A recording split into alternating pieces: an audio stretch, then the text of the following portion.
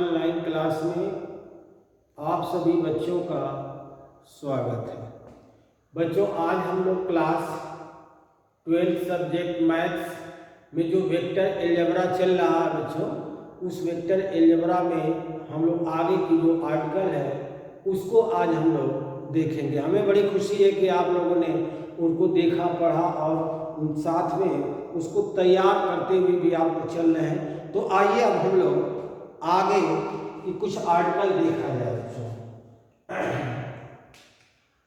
अभी हम लोग क्लास 12 सब्जेक्ट मैथ्स लेसन जो में आपका का है वेक्टर अलजेब्रा अर्थात सदिश बीजगणित, और इसमें हम लोग पढ़ रहे हैं, इसके आगे पढ़ रहे थे सदिशों का योगफल पढ़ रहे थे हम लोग।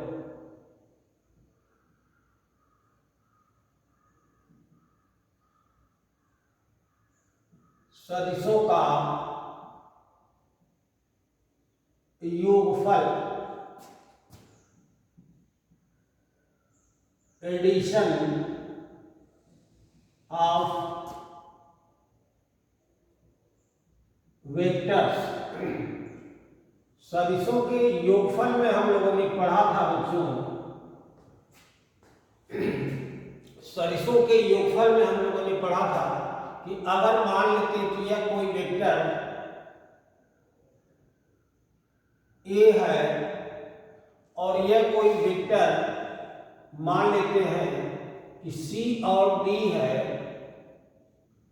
सी और डी है, और इसको हम वेक्टर बी से डिनोट कर रहे हैं, तो एक वेक्टर ए है और एक वेक्टर बी है जिसका मैग्नीट्यूड अलग अलग है, इसके मात्रक अनुमापांक अलग अलग है, इसकी लंबाई अलग अलग है, अर्थात यह वेक्टर ए है और यह वेक्टर बी है, इनकी दिशा भी अलग है। तो इनको कैसे हम लोग जोड़े थे, आप लोगों ने देखा था कि यह ए बी के समांतर, मान लीजिए यहाँ से मैंने ए बी यहाँ पर बना लिया, ए बी है, यह वेक्टर ए है और यहाँ पर यह इनिशियल पॉइंट है और यह टर्मिनल पॉइंट है, और इसको हम लोग ले आकर के यहाँ पर जोड़ दिए थे, इसको ड्रैग करके यहाँ पर हम लोग मिला दिया था। तो यह देखते हैं कि जो इस ए बी के समांतर जो यहाँ पर अगर रेखा खींचे तो जो यह दिशा है उसकी दिशा चेंज नहीं होनी चाहिए, अर्थात यहाँ से जो हम लोग बना लेंगे इस पर सी पॉइंट भी आ जाएगा और डी यहाँ आ गया, और यही है वेक्टर बी। तो वेक्टर ए और वेक्टर बी को जब जोड़ते हैं हम लोग तो उसका जो मैग्नीट्यूड मिलेगा ए डी मिलेगा, अर्थात ए बी और सी डी को जब जोड़े थे हम लोग तो यह आया ए डी, अर्थात वेक्टर ए डी बराबर हो गया ए बी प्लस, यहाँ से हम लोग सी डी भी लिख सकते हैं और इसको लिखेंगे vector A plus vector B, और यह हो गया वेक्टर ए डी का मान हम लोग ऐसे निकाल लेते हैं। अब आप लोग देखे थे अगर कोई वेक्टर दिया है उसकी विपरीत दिशा में हम लोग कर देते हैं, जैसे मान लेते हैं कि यह सदिशों का योगफल ही होता है, मगर उस योगफल में अंतर कैसे आएगा, अगर मैं इसकी दिशा को चेंज कर दूं तो वह माइनस में हो जाएगा, अर्थात इसका जो योगफल होगा वो किस प्रकार से आएगा ध्यान दीजिएगा। जैसे मान लेता हूं कि यह है ए बी, यह वेक्टर ए है और मैं यहां से एक दिया था सी डी, यह दिया था सी डी और जो वेक्टर बी था, अगर मैं इसकी दिशा को चेंज कर दूं, है ना बच्चों, तो मापांक तो वही रहेगा, अंतर क्या है, अगर मैं इसकी दिशा को मैं यहाँ चेंज कर दूं तो सी से अगर डी मैं इधर ला दूं, है तो यह इसकी दिशा क्या हो जाएगी, इसकी दिशा विपरीत हो जाएगी। जो ऊपर की दिशा थी वह अगर वेक्टर बी था तो सी से डी की जो दिशा होगी परिमाण वही है, जितना इसकी लंबाई है उतना ही लंबाई ये भी होगी। ठीक है बच्चों, सिर्फ इसकी दिशा को मैंने चेंज कर दिया तो यह आ जाएगा माइनस वेक्टर बी हो जाएगा। अब मैं ए बी और सी डी को अगर इसको मैं उसको जोड़ना हो, ए बी को और सी डी को अगर जोड़ना हो तो वह किस प्रकार से आएगा देखिएगा, यह हो गया ए बी वेक्टर ए था, और मैं यहां से जब इधर ले गया तो यह आ गया वेक्टर माइनस बी आ गया, या मैं इसको डी लिख देता हूं, जो यहां से सी डी था इस पर सी डी पॉइंट भी आ गया होगा। तो यहां से यह माइनस वेक्टर बी हो गया, और अगर मैं ए बी और यहां से सी डी को जोड़ता हूं, यहां से ए बी और सी डी को अगर जोड़ूंगा मैं, तो मिलेगा क्या, ए डी मिलेगा, ए डी मिलेगा। अर्थात मैं अगर यहां से लिखूं कि ए डी बराबर ए बी और प्लस, अब यहां पर देखिए जो सी डी था वो माइनस सी डी हो गया, माइनस सी डी हो गया, क्योंकि यह सी डी दिया था इसकी चेंज कर दिया माइनस सी डी। अर्थात यह हो गया वेक्टर ए और यह हो गया माइनस वेक्टर बी, तो यह आ जाएगा vector A minus vector B. अर्थात यह हो गया ए डी जो हो गया vector A minus vector B आ गया। तो इस तरह से दो सदिशों का हम लोग योगफल कर लेते हैं। अब इसमें हम लोग अगला देखेंगे कि इसकी प्रॉपर्टी कुछ होती है, और प्रॉपर्टी क्या होगी, नंबर एक होगी कि अगर मान लीजिए वेक्टर ए है प्लस वेक्टर बी है, हमने ए में बी को जोड़ा, या वेक्टर बी में मैं वेक्टर ए को जोड़ूं, तो दोनों का मैग्नीट्यूड, दोनों का रिजल्टेंट आपस में समान होगा। अगर मैं तीन सदिश लूंगा, जैसे वेक्टर ए है प्लस वेक्टर बी है प्लस वेक्टर सी है, तो मैं ए में बी को जोड़ दूं और इसके बाद सी को जोड़ूं, या वेक्टर ए में बाद में पहले वेक्टर बी और वेक्टर सी को जोड़ दूं, तो इस तरह से दोनों का रिजल्टेंट आपस में बराबर होता है। और यह दो या दो से अधिक सदिशों का यह गुणधर्म होता है, यह उसकी प्रॉपर्टी है। यह इसको कहेंगे हम लोग क्रम विनिमेय नियम, क्रम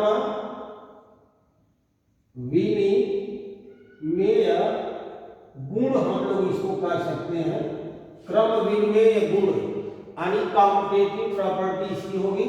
और यह होगा साहचर्य, साहचर्य गुण, अर्थात एसोसिएटिव प्रॉपर्टी यह होगी। तो आइए हम लोग इन दोनों को हम लोग सिद्ध करके देखा जाए कि दो या दो से अधिक सदिश जब होते हैं तो कैसे वो क्रम विनिमय का नियम पालन कर रहा है और कैसे वह साहचर्य नियम का पालन कर रहा है, गुण का कर रहा है। तो आइए हम लोग इसको देखते हैं। इसको पहले हम मिटा देते हैं बच्चों।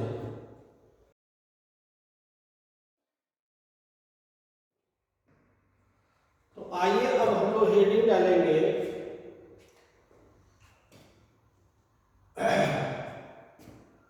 प्रॉपर्टीज ऑफ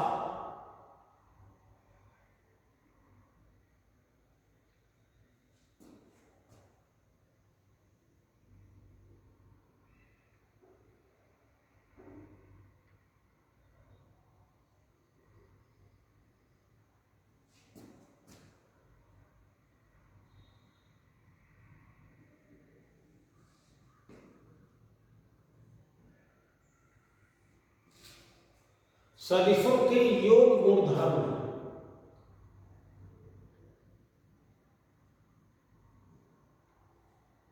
सदिशों के योग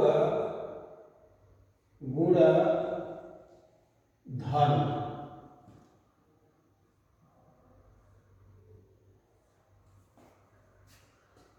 नंबर एक होगा इसमें क्रम विनिमय।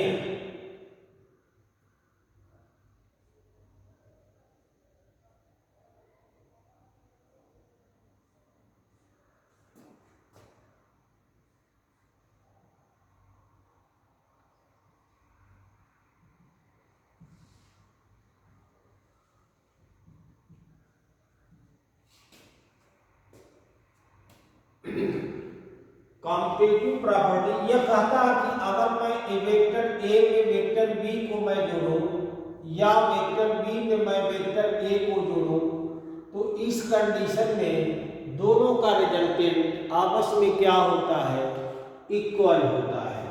आइए इसको हम लोग सिद्ध करके देखते हैं।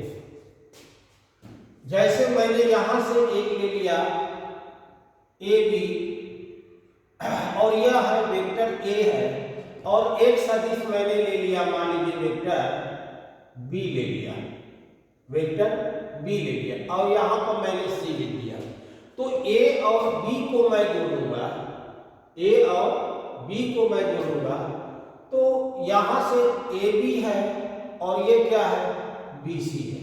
ठीक है, तो इसमें ट्रायंगल रूल इसमें लागू होता है बच्चों।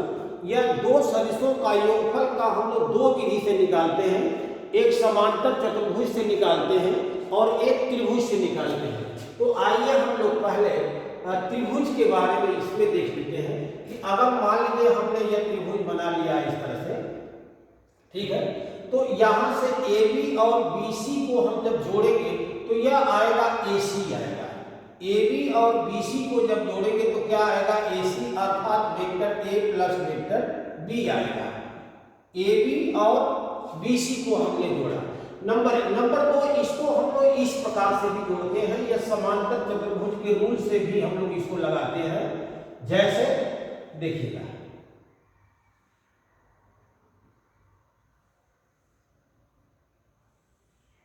दो सदिशों का योगफल हम लोग दो विधि से लगाते हैं, एक हम लोग ट्रायंगल रूल से लगाते हैं और यहाँ पे त्रिभुज के नियम से, और एक है समांतर चतुर्भुज के नियम से।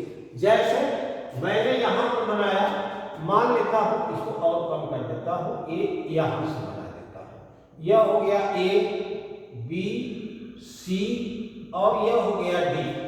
तो यह समांतर चतुर्भुज है बच्चों।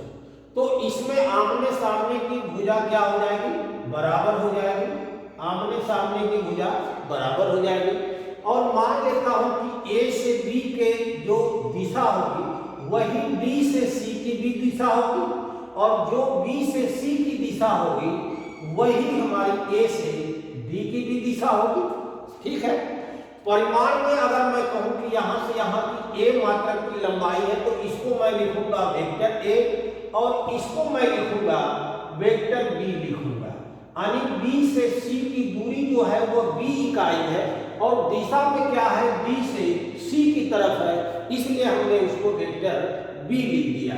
तो मैं अब यहाँ पर इस वाले समांतर चतुर्भुज के रूल से यह वाला सिद्ध हो जाएगा, पहला वाला सिद्ध हो जाएगा। कैसे सिद्ध होगा देखिएगा बच्चों। अगर मैं कहता हूं कि ए बी और बी सी को मैं जोड़ रहा हूं, तो A B plus B C को अगर मैं जोड़ूंगा, ए बी और बी सी को जोड़ूंगा, तो यहां से यहां पर जो विस्थापित दूरी, न्यूनतम दूरी या ए सी होगी, तो ए बी और बी सी को अगर मैं जोड़ूंगा तो ए सी मिलेगा, ए सी मिलेगा। और यह जो है ए बी जो है वेक्टर ए है और बी सी जो है वह वेक्टर बी है। तो इस प्रकार से ए सी मिल गया, ए सी क्या आ गया, vector A plus vector B आ गया। अब अभी आप लोगों ने देखा है कि समांतर चतुर्भुज के रूप से आमने सामने की भुजा की लंबाई आपस में बराबर होगी और दिशा भी इसकी सेम हो रही है। तो अगर यह वेक्टर ए है ए बी, तो डी सी भी क्या हो जाएगा, वेक्टर ए ही होगा। और अगर यहां से बी सी वेक्टर बी है तो ए बी भी क्या होगा, यह वेक्टर बी हो जाएगा। तो इस प्रकार से अगर मैं यहां से इसको इधर से ए बी और बी सी को जोड़ा तो ए सी मिला, और अब मैं इधर से जोड़ना चाह रहा हूं कि ए डी और डी सी को अगर जोड़ूंगा, ए डी और डी सी को अगर जोड़ूंगा तभी हमको ए सी ही मिलेगा, तभी हमें ए सी ही मिलेगा। अर्थात ए डी की जगह पर होगा वेक्टर बी और डी सी की जगह पर होगा वेक्टर ए होगा, अर्थात यह आ गया ए सी। तो हम लोग देख रहे हैं कि इधर से भी अगर मैं वेक्टर बी में वेक्टर ए को जोड़ रहा हूं तब भी आपका रिजल्टेंट ए सी ही दे रहा है, या वेक्टर ए में वेक्टर बी को जोड़ रहा हूं तब भी वह ए सी ही आ रहा है। इस तरह से जो दो सदिश था, एक वेक्टर ए और वेक्टर बी, यानी वेक्टर ए में वेक्टर बी को मैं जोड़ रहा हूं तब भी AC आ रहा है, या वेक्टर बी में मैं वेक्टर ए को जोड़ रहा हूं तब भी AC आ रहा है। इस प्रकार से vector A plus vector B बराबर vector B plus vector C हो गया। तो इस प्रकार से जो कॉम्यूटेटिव प्रॉपर्टी है यह आप लोगों को सिद्ध हो गई। अब नंबर 2 में चलूंगा, साहचर्य गुण यानी associative law property.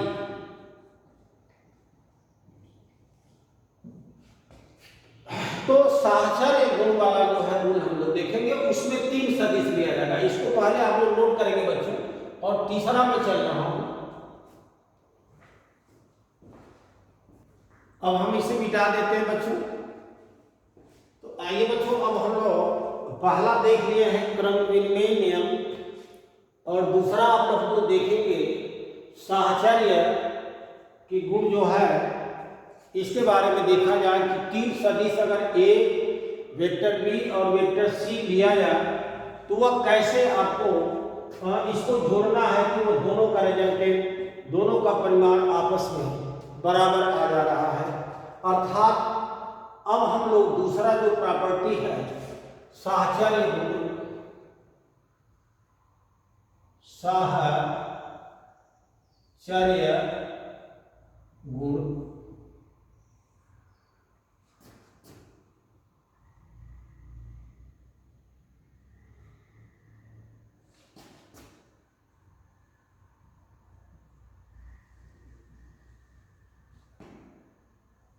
Associative property जो नंबर 2 होगा, इसमें कह रहा है कि अगर कोई 3 सदिश है, मान लेता हूं कि यह हमने ले लिया वेक्टर ए और यहां से मैंने ले लिया एक वेक्टर बी और यहां से मैंने ले लिया एक वेक्टर सी ले लिया, वेक्टर सी ले लिया। लिखने के लिए हम लोग इसी तरह से लिखेंगे वेक्टर सी। तो यह वेक्टर ए है, यह वेक्टर बी है और यह वेक्टर सी है। ठीक है बच्चों, अब हमको अगर हम तीनों को जोड़ दें और इसको हम मिला दे रहे हैं, इसको हम लोग मिला दे रहे हैं, ठीक है।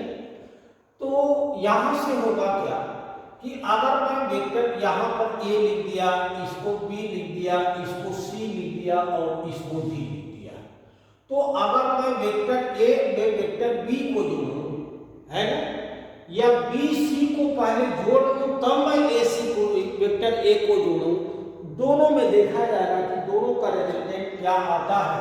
पहले मैं क्या करता हूं कि वेक्टर ए और वेक्टर बी को मैं जोड़ रहा हूं, अर्थात A B, vector A B में मैं बी सी को अगर जोड़ूंगा तो यह आएगा ए सी आएगा। क्या आएगा बच्चों?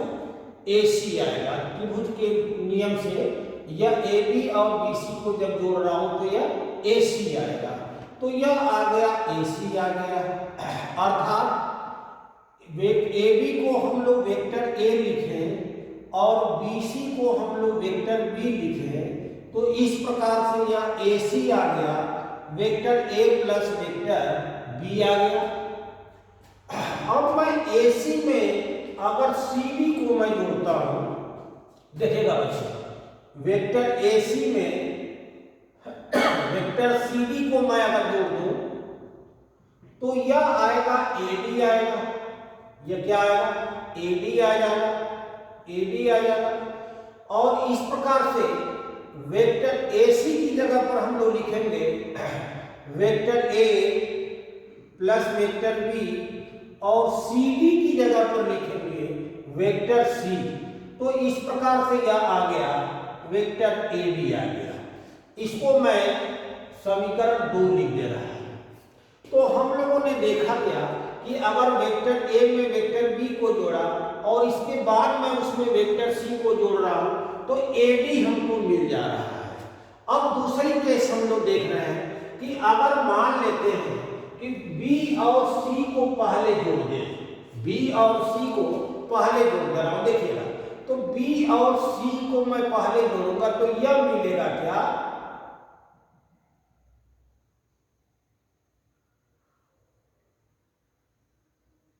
यह जो मिलेगा, देखिए बीसी और सीडी को मैं जोड़ूंगा तो क्या मिलेगा, बीडी मिलेगा, बीडी मिलेगा। तो आइए अब यहां से क्या करता हूं, इसको मैं छोड़ देता हूं और दूसरी कंडीशन लगा रहा हूं कि अगर मैं बीसी में सीडी को जोड़ता हूं, वेक्टर बीसी में वेक्टर सीडी को अगर जोड़ूंगा तो यह आएगा बीडी आएगा, यह आएगा वेक्टर बीडी आएगा। अर्थात बीसी को मैं लिखूंगा वेक्टर बी और सीडी को मैं लिखूंगा वेक्टर सी, तो यह आ गया बीडी आ गया।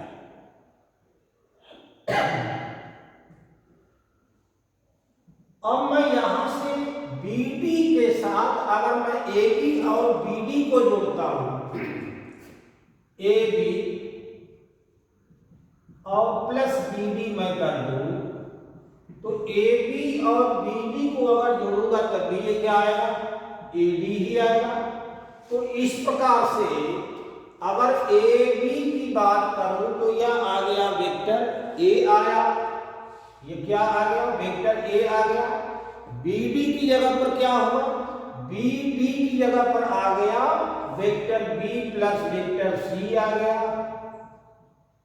और इस प्रकार से यह आ गया ए बी, और इसको मैं लिख दिया 4। तो हम लोगों ने क्या देखे, इस तरह से क्या देखा हम लोगों ने कि अगर मैं वेक्टर ए वेक्टर बी को जोड़ने के बाद तीसरा वेक्टर सी जोड़ रहा हूं तब भी ए बी आ रहा है, और अगर दूसरा तीसरा जोड़ने के बाद पहले के साथ जोड़ रहे हैं तब भी वह ए बी आ रहा है। इस प्रकार से यह भी एक दो या दो से अधिक सदिशों का योग का जो गुण हो रहा है वह साहचर्य गुण का पालन कर रहा है। तो हम लोग यह ध्यान दीजिएगा कि अगर वेक्टर ए में वेक्टर बी और वेक्टर सी को जोड़े है ना, या मैं वेक्टर ए में वेक्टर बी और सी को इस प्रकार से जोड़ूं तो इस तरह से दोनों का मान आपस में क्या होता है, बराबर आता है। इस प्रकार से डायरेक्ट हम लोग इसको vector A plus vector B plus vector C लिख सकते हैं, या इधर भी लिखते हैं vector A plus vector B plus vector C लिखते हैं, ठीक है। तो हमें यकीन है कि आपको यह जो गुण है, दो या दो से अधिक सदिशों का जो गुण है कि यह क्रम विनिमय नियम का पालन भी करता है, क्रम विनिमय से भी जोड़ सकते हैं, या आप दो या दो से अधिक तीन सदिश है या तीन से अधिक सदिश है तो साहचर्य नियम से भी हम लोग इसको जोड़ सकते हैं। तो इस प्रकार से ये भी आप लोग को हेडिंग समझ में आ गई होगी। अगला हेडिंग हम लोग देखते हैं, इसको पहले आप लोग नोट कर लेंगे। आइए बच्चों अब हम लोग अगली हेडिंग देखते हैं, एक अदिश से सदिश का गुणन, एक अदिश से सदिश का गुणन, multiplication of A vector by a scalar. एक स्केलर क्वांटिटी से किसी वेक्टर में अगर गुणा किया जाए तो उसका रिजल्टेंट कैसे मिलता है, इसको हम लोग देखते हैं। अब यहां से जैसे मान लेता हूं कि यहां से आप लोग पढ़े भी थे कि अगर मान लेता हूं कि यह ए बी है और यह वेक्टर ए है, वेक्टर ए है, ठीक है, और इसका मैं आधा करने जा रहा हूं, यानी कि या इसका मैं दुगना करने जा रहा हूं।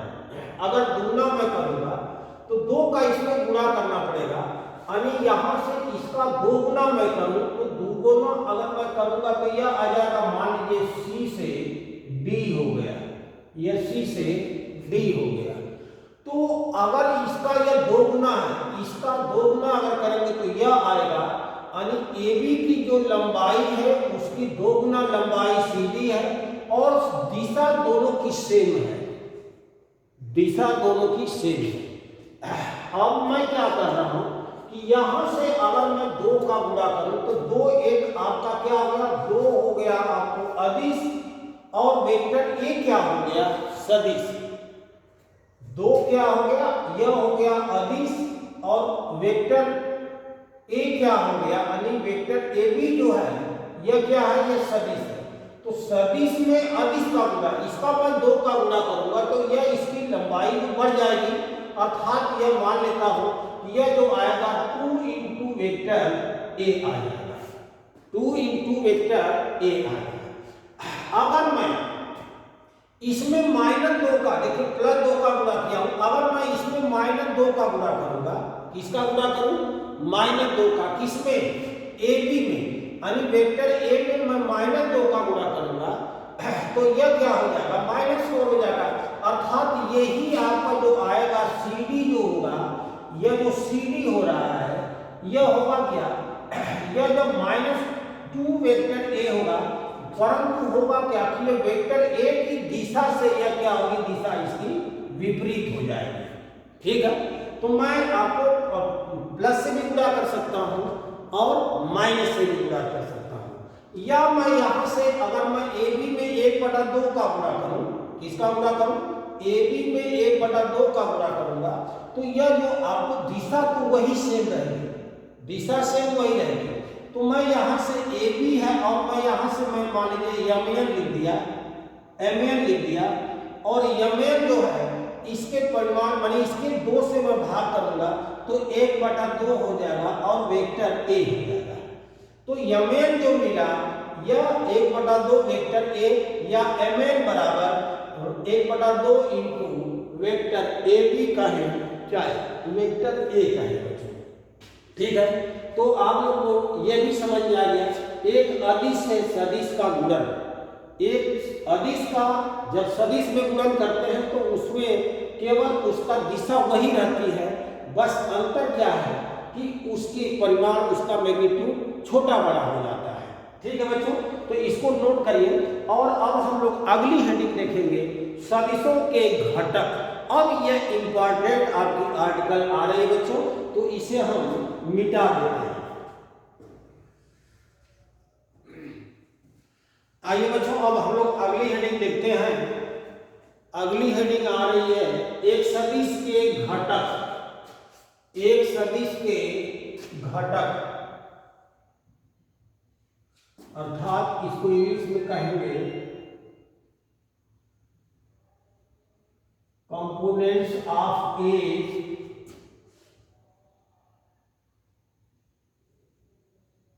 वेक्टर्स,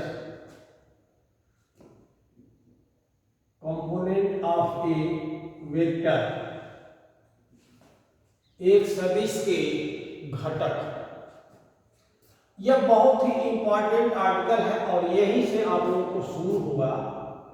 2 सदिशों का योग घटाना देख लिए हैं, मगर अब आप लोग जो यूनिट वेक्टर आई जे के रूप में लिखेंगे, अभी वो 2 सदिशों का गुणन बाद में पढ़ेंगे।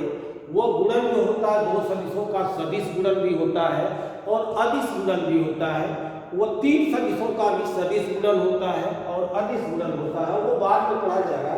मगर यहाँ से हम लोग 2 सदिशों के घट, एक सदिश के घटक जो होंगे आई जे के रूप में कैसे लिखा जाता है, इस पर हम लोग चर्चा करते हैं बच्चों। मान लेता हूं कि यहां से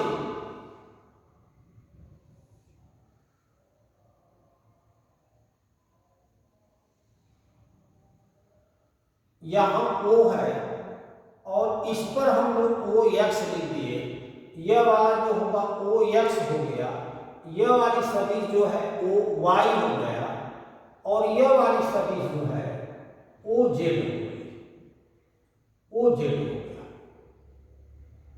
अब ध्यान दीजिएगा, तो x अक्ष, y अक्ष, z अक्ष।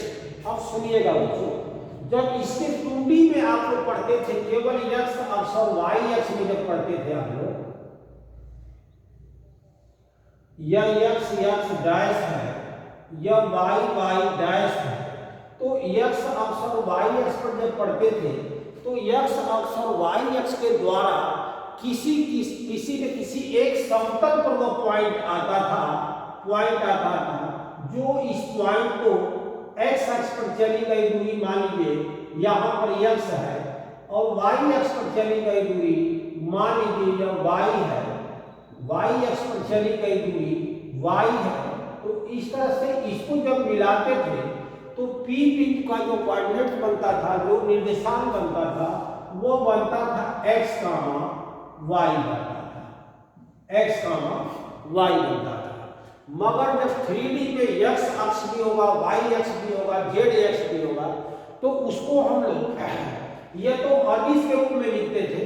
अब सदिश के रूप में अगर लिखना रहेगा तो यहाँ से अगर मान लीजिए यह a है तो OA होगा, OA होगा, OA बराबर यस है ना। और यहाँ से OB बराबर क्या है, OB बराबर जो है इसमें y है। तो यहाँ से 3D में क्या होगा, इस पर थोड़ा चर्चा करेंगे। इसमें जब 2D होता है यानी 2 डायमेंशनल की बात होती है तो वह किसी एक समतल पर वह बिंदु होता है, जबकि 3D की जब बात होती है तो वह अंतरिक्ष में यानी हवा में वो पॉइंट बनता है। अब वो उसको आप लोग चर्चा करेंगे, क्योंकि अब आप क्लास तो है नहीं तो क्लास के अंदर हम आपको विधिवत बता सकते थे बेटा वो कैसे बनेगा, मगर यहाँ पर मैं समझाने की कोशिश कर रहा हूँ, आप लोग भी थोड़ा ध्यान दीजिएगा। तो यहाँ पर हम लोग 3D की जब बात करेंगे तो यहाँ पर मान लेता हूँ कि O से x अक्ष पर जो एकांक सदिश जो है वह यूनिट वेक्टर I के रूप में लिखा जाता है। एकांक सदिश x अक्ष पर I के रूप में लिखा जाता है यानी I कैप, और y अक्ष पर एकांक सदिश j कैप के रूप में लिखा जाएगा, और z अक्ष पर एकांक सदिश k कैप के रूप में लिखा जाएगा। ठीक है, तो जैसे मैं मान लेता हूं कि अगर यहाँ पर कोई पॉइंट है A और यहाँ पर कोई पॉइंट है B और यहाँ पर कोई पॉइंट है C, तो देखिएगा जैसे मैं x अक्ष पर जब भी लिखता था तो x अक्ष पर किसी बिंदु का निर्देशांक अगर 2D की बात करूं तो मूल बिंदु से इसकी जो दूरी है उसको लिखते हैं, और y अक्ष पर चली गई दूरी होता है। इस तरह से यह हो गया x, 0, और B पॉइंट की अगर मैं बात करूं तो B पॉइंट पर अगर मैं कहूं तो x अक्ष का मान 0 होगा, y अक्ष पर चली गई दूरी y हो गया, इसलिए B पॉइंट का निर्देशांक बनेगा 0, y बनेगा। तो इसी तरह से मैं A पॉइंट की बात करूं तो A पॉइंट में अगर मैं मान लेता हूं इसका निर्देशांक हो गया कि 1, 0, 0, 1, 0, 0, तो यह A पॉइंट का निर्देशांक बनेगा। ठीक है, B पॉइंट का अगर मैं बात करूं यहां से यहां की दूरी 1 है, 1 खाना है, तो इसका निर्देशांक बनेगा 0, 1, 0 बनेगा। ठीक है, इसी प्रकार से यहां से C पॉइंट जो मैंने लिया, C पॉइंट जो लिया, इसका जो निर्देशांक बनेगा 0, 0, 1। ध्यान दीजिएगा। तो अब यहां से OA की जो मान हो गया, जो मान OA की बात करूं मैं, यह आ गया 1 इकाई। मान OB की मैं बात करूं तो यह भी हो गया 1 इकाई, और मान OC की अगर मैं बात करूंगा तो यह भी आएगा 1 इकाई। मगर यह OA बनेगा किस प्रकार से लिखा जाएगा, तो अब जब वेक्टर OA की बात पोजीशन वेक्टर की बात करूंगा, तो x अक्ष को यह दर्शा रहा है, y अक्ष को यह, और z अक्ष पर यह हो रहा है। तो इसको हम लोग लिखेंगे 1, I कैप, 0, k कैप, और Gij, यह j हो जाएगा और यह हो जाएगा k कैप। अर्थात यहां पर वेक्टर OA होगा जो यह आ जाएगा केवल I कैप होगा। ठीक है, अगर मैग्नीट्यूड की बात करूं तो ठीक है, तो यह हो जाएगा OA के रूप में इस तरह से लिखेंगे। अगर मैं OB लिख भी दे रहा हूं 0j प्लस 0k, और यहां पर 1 हो गया। चलिए उसी को मैंने दोहरा दिया। और अगर OB की मैं बात करूं तो OB जो होगा 0I cap plus 1 j cap, और यहां पर होगा 0 k कैप होगा। यहां से अगर मैं कहता हूं ओ सी की बात करूं तो वेक्टर ओ से सी की जो होगी वो हो जाएगी 0 आई कैप 0 जे कैप और 1 के कैप हो गया। अब थोड़ा ध्यान दीजिएगा बच्चों, तो यहां से जो पोजीशन वेक्टर ओ ए ओ बी ओ सी निकलेगा। अब यहां से अभी मैं आपको इसका मैग्नीट्यूड निकालने का ढंग बताऊंगा, आगे चल के पढ़ेंगे। तो यहां से हम लोग देख रहे हैं कि ओ ए माने यहां से यहां पर अगर ओ ए की मैं बात करूं तो सिर्फ आई कैप भी मैं लिख सकता हूं। ओ ए को सिर्फ मैं आई कैप भी लिख सकता हूं, ओ बी को मैं सिर्फ जे कैप भी लिख सकता हूं, ओ सी को मैं सिर्फ के कैप भी लिख सकता हूं। और आई कैप है इसका मतलब ये एक्स अक्ष पर होगा, जे कैप जहां आएगा उसको हम लोग वाई अक्ष पर कहेंगे, और अगर के कैप आएगा तो उसको हम लोग जेड एक्सिस पर हम लोग कहेंगे। ठीक बच्चों, तो इस तरह से आप लोग एक्स अक्ष वाई अक्ष जेड एक्स पर कोई भी 1 0 0 लिया, 0 1 0 लिया और यहाँ पर 0 0 1 लिया, तो इस तरह से इसको हम लोग लिखते हैं। अब आइए हम लोग इसको एक क्यूब के रूप में या घनाभ के रूप में हम लोग एक्स वाई जेड लेकर के और उसके सदस्यों का मापांक हम लोग निकालेंगे। तो इसको पहले आप लोग नोट करेंगे बच्चों,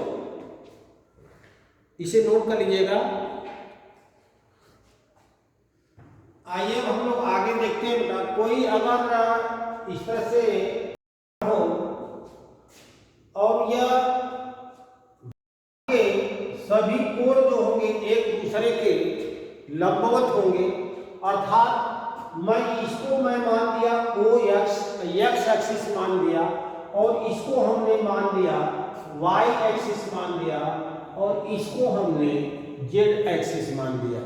इस प्रकार से अगर कहीं कोई पी पॉइंट है जिसका निर्देशांक एक्स कामा वाई कामा मैं जेड ले रहा हूं, तो एक्स वाई जेड जो है ये जो पॉइंट पी है इसका पोजीशन वेक्टर क्या होगा और इसका मैग्नीट्यूड यानी मापांक कितना होगा, यह दोनों हम लोग देखेंगे।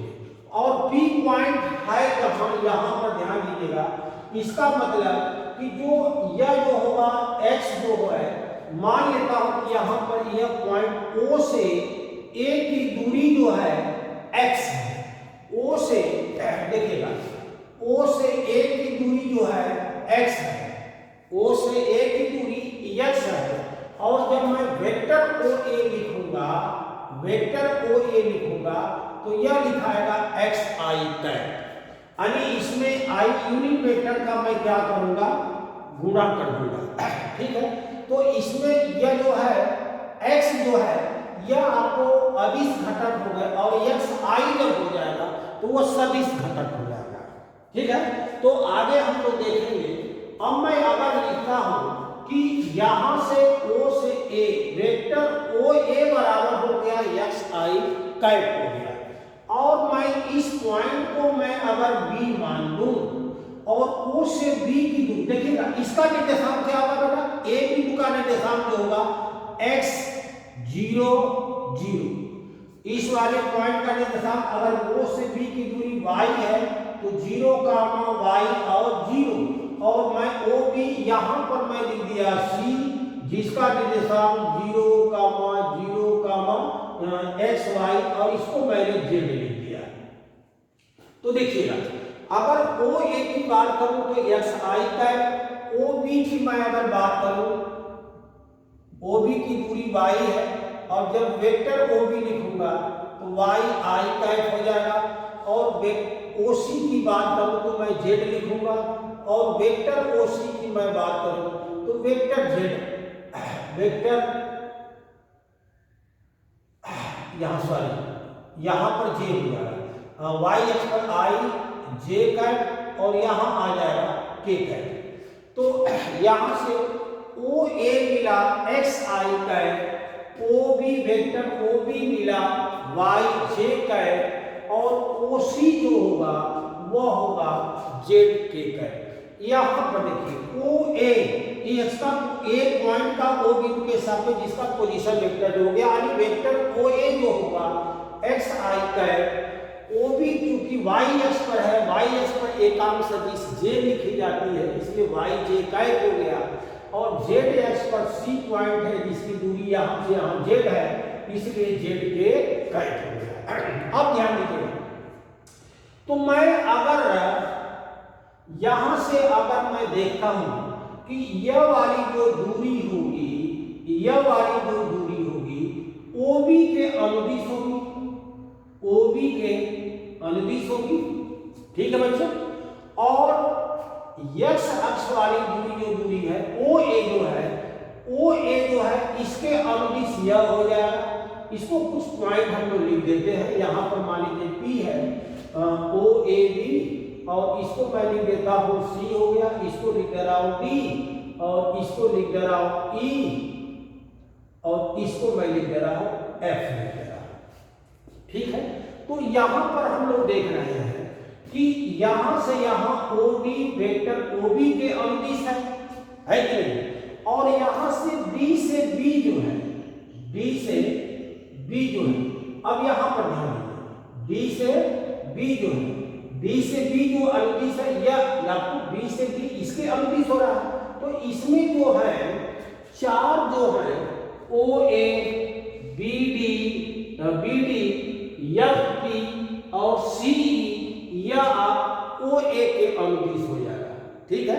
तो हम लोग को देखना क्या है कि अगर हमको यहां से पी पॉइंट की स्थिति सदिश हमको निकालनी है, पी पॉइंट की स्थिति सदिश निकालनी है, अर्थात ओपी का मान अगर हमको निकालना है, ओपी, तो ओपी का निर्देशांक यहाँ एक्स वाई जेड लिखा हुआ, वो उसको कैसे जोड़ेंगे हम लोग ध्यान देंगे। हम लोग क्या करेंगे कि चलेंगे ओबी, ओबी और ओबी के बाद मैं यहां से ई कर दे रहा हूं, यहां पर ई कर दिया और इसको मैं एफ कर दिया, ध्यान दीजिए। तो ओ से बी चले और बी, तो ओबी तो है, ओबी जो है यह वाई जे कैप हो गया, और बी से ई की दूरी जब चलूंगा तो बी से ई जो परिमाण और दिशा में दोनों ओ सी के बराबर होगा, तो जो ओ सी होगा वही होगा बी से ई होगा। यहां से बी से ई भी मैं लिख देता हूं, ये भी जेड के कैप भी आएगा, और जो ओ बी है वो अपनी जगह पर है, जो ई बी है यह ओ ए के अनुदिश है, अर्थात मैं इसको ई पी भी लिख दे रहा हूं, ई से पी लिख दे रहा हूं, और ये भी है एक्स आई यूनिट वेक्टर लिख दे रहा हूं। तो अगर मैं इसको जोड़ना हो तो O B plus B E, देखिएगा O B plus B E, O E plus B E, अगर मैं जोड़ूंगा तो यह आएगा क्या बच्चों, यह आ जाएगा ओ ई आ जाएगा, ओ ई आ जाएगा, देखिएगा O B plus B E बराबर ओ ई, यह आ गया ओ ई आ गया, और ओ बी है क्या, यह है वाई जे कैप, और बी ई क्या है, बी ई जो है ओसी के अनुदिश है, और ओसी जो है जेड के कैप हो गया, और यह आ गया ओ ई आ गया। अब ओ ई जो आ गया, ओ ई आ गया, अब ओ ई में मैं ओ ई बी को जोड़ूंगा तो ओ ई और प्लस ई पी को मैं अगर जोड़ूंगा तो यह आएगा ओपी के अनुदिश आ जाएगा, ओपी के बराबर आ जाएगा ओपी, तो यह आ जाएगा ओपी, ओपी अर्थात ओ से ई जो है यह आ गया Y J cap, E P यहां पर जेड के कैप, यह आ गया ओ ई, और ई पी जो है ओ ए के अनुदिश है, और ओ ए जो है एक्स आई कैप है, इसलिए मैं लिखूंगा एक्स आई कैप बराबर ओ पी। इस तरह से ओ पी जो आ गया यह आ जाएगा। देखिए क्रम विनिमय का नियम का पालन करता भी है, या साचार्य नियम से भी लिख सकते थे। तो हम लोग लिखेंगे x I cap Y J cap Z के कैप। तो इस तरह से ओपी जो आ गया, पी बिंदु का स्थित सदिश जो पोजीशन वेक्टर आएगा उसका निर्देशांक होगा पी का एक्स वाई जेड, और जिसको हम लोग लिखेंगे x I cap plus Y J cap plus Z के कैप लिखेंगे। तो अब यहाँ से ओपी आ गया। अब ओपी का मापांक अगर निकालना होगा, मॉडुलस अगर निकालना होगा, तो यह आप लोग जानते होंगे कि यहाँ पे ओपी का मापांक जब निकालेंगे तो यह अंडर लिखा जाता है आई का जो कंपोनेंट है, यहाँ पर जो स्केलर क्वांटिटी आपको कंपोनेंट है, यहाँ पर x केवल स्केलर है और x i का क्या हो जाएगा, वेक्टर कंपोनेंट हो जाएगा। तो हम लोग केवल स्केलर की बात करें तो यहाँ से आ जाएगा x का स्क्वायर, यहाँ पर आ जाएगा y का स्क्वायर, और यहाँ पर आ जाएगा j यानी k का z का स्क्वायर। तो यह आ जाएगा। अच्छा, OP को वेक्टर r से भी हम लोग लिखते हैं, तो यह वेक्टर r भी हम लोग लिख सकते हैं। आगे पढ़ेंगे हम लोग OP को वेक्टर r से भी लिखते हैं। तो या तो हम लोग लिखें कि वेक्टर r बराबर x I cap Y J cap Z के कैप। तो यह वेक्टर r हो गया, और वेक्टर r का जब मापांक लेते हैं तो यह आता है i के गुणांक का वर्ग प्लस j के गुणांक का वर्ग और प्लस k के गुणांक का वर्ग। ठीक है बच्चों, तो इस तरह से आप लोग मापांक आप लोग निकाल सकते हैं इस तरह से। ठीक है, तो हमें यकीन है कि अभी धीरे धीरे 2-4 आर्टिकल इस तरह से बता लेंगे। अब इसके बाद हम लोग कंटिन्यू वीडियो आप लोगों के बीच में जाएगी। ठीक है, इधर कुछ व्यवस्था थी, तो हमें यकीन है कि आप लोगों को यह जरूर समझ में आ गया होगा। अब इसके बाद जब पढ़ेंगे तो सदिशों का गुणन से हम लोग शुरू करेंगे, और उसमें आपको सदिशों का योगफल गुणनफल इस तरह से आपको जानना पड़ेगा। मगर मैं यहाँ पर अभी केवल आपको कंपोनेंट के बारे में बताया कि जैसे कोई पी पॉइंट दिया है, एक्स वाई जेड दिया हुआ है, तो उसको 3D में वेक्टर के रूप में कैसे लिखेंगे। एक्स को आई कैप लगा दीजिए, वाई में जे कैप लगा दीजिए, और जेड में के कैप लगा दीजिए। तो इस तरह से जो आएगा यह ओपी आ जाएगा, और इस प्रकार से इसको वेक्टर ओपी को हम लोग लिख लेते हैं। तो इस तरह से आप लोग यकीन है कि आप लोगों को जरूर समझ में आ गया होगा। और आज के लिए इतना ही हम लोग देख रहे हैं, कवर कर रहे हैं, और आप लोग जरूर इसको घर पर पढ़िएगा, समझिएगा, है ना, नोट बनाते चलिएगा। तो हमें यकीन है कि आप लोग जरूर आगे के कुछ आर्टिकल भी आप लोग देखेंगे। फिलहाल मैं अगले वीडियो में फिर आपको 2 सदिशों का गुणन की बात करूंगा, और इसी के साथ आज का ये लेक्चर यहीं पर क्लोज कर रहा हूँ। आप सभी बच्चों का बहुत बहुत धन्यवाद बच्चों।